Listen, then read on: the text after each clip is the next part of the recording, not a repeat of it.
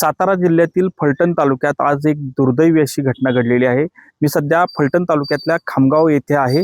या ठिकाणी शिंदे कुटुंबातील एकाच घरातील 4 सदस्यांचा विजेच्या धक्क्यानं मृत्यू झालेला आहे आणि त्याच घराच्या समोर मी आता सध्या उभा आहे। आपण पाहू शकता की याच परिसरात सध्या या कुटुंबाचं एक नवीन घराचं बांधकाम देखील सुरू आहे आणि याच कुटुंबातील घराच्या समोर एक खांब विजेचा दिसत आहे। याच ठिकाणी सकाळच्या सुमारास यातीलच कुटुंबातील आरती शिंदे ही पोलीस भरतीच्या सरावासाठी रोज सकाळी धावण्यासाठी जात होती आणि ती घरी परत आली असताना याच विजेच्या खांबाची एक केबल खाली पडली असता आणि त्याचा स्पर्श तिला झाल्यानंतर हा शॉक लागल्यानंतर ती ओरडू लागल्यानंतर घरातील सर्व सदस्य या ठिकाणी तिला वाचवण्यासाठी आले आणि या सर्वांना या विजेचा धक्का बसला आणि यामध्ये सर्वांचा दुर्दैवी असा मृत्यू झालेला आहे।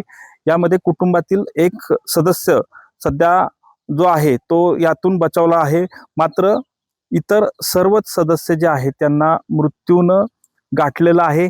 खूप दुर्दैवी अशी घटना जी आहे ती सध्या या खामगावमध्ये घडलेली आहे, त्यामुळे सर्वत्र हळहळ व्यक्त केली जात आहे।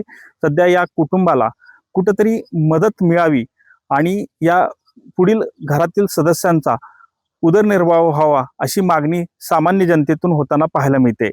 कॅमेरामन आमिर शेखसह संतोष नलावडे, TV9 मराठी, फलटण, सातारा। मध्ये दुर्दैवी तिचा मृत्यू झाला आहे। आपल्यासोबत बोलण्यासाठी काही ग्रामस्थ आहेत। तर नेमकं काय घटना ही झाली होती? सकाळी मुलगी आली, शॉक बसला, तिला वाचवण्यासाठी घरातली गेली, पण सगळ्यांचा मृत्यू झाला, चौघांचा पण। आणि मुलगी ती प्रशिक्षण घेत होते, ती आता 1-2-3 महिन्यापूर्वी जेव्हा भरती झाली त्यावेळी 2 ते 3 मार्कांनी कमी पडली म्हणून ती भरती झाली नाही। आता हे दिवस आले नसते, चांगले दिवस आले असते त्यांना, पण गरीब घराण्यातली त्यांना मदत भेटावी 100%। नाही, पण ही जी वायर दिली ती ह्याचा काय नेमका विषय आहे की MSCB ची वायर दिसते याच्यामध्ये? MSCB ची वायर आहे, पण आता दुर्दैव झालेला शॉक बसलेला आहे असा विषय। MSCB च्या विषयातच म्हणजे करण बसलेला आहे, त्यामुळे केबलचा काही एवढा विषय नाही।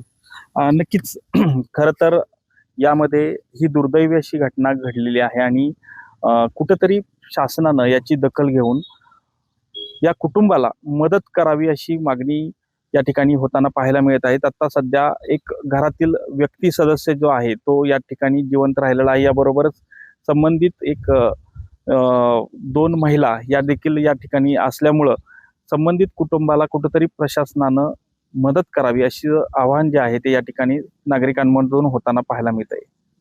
कॅमेरामन आमिर शेखसह संतोष नलावडे, TV9 मराठी, सातारा।